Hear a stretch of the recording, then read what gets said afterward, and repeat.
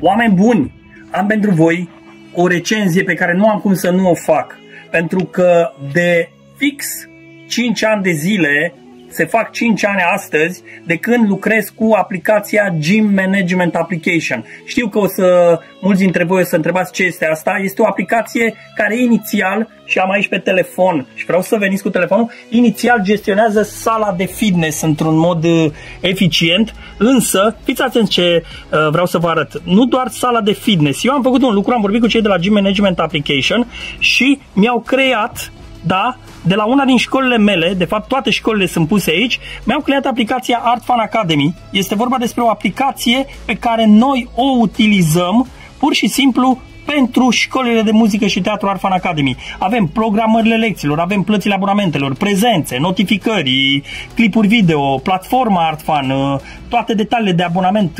Chiar am pus aici și Facebook, Instagram și WhatsApp. Ce vreau să vă spun este faptul că oamenii ăștia sunt extraordinari. Lucrez cu ei de 5 ani de zile și credeți-mă că sunt extra mulțumit. Pot să recunosc că ei, fiind și din zona Ardealului, sunt mult mai serioși în primul rând și tot ceea ce le-am cerut au reușit să mi ofere.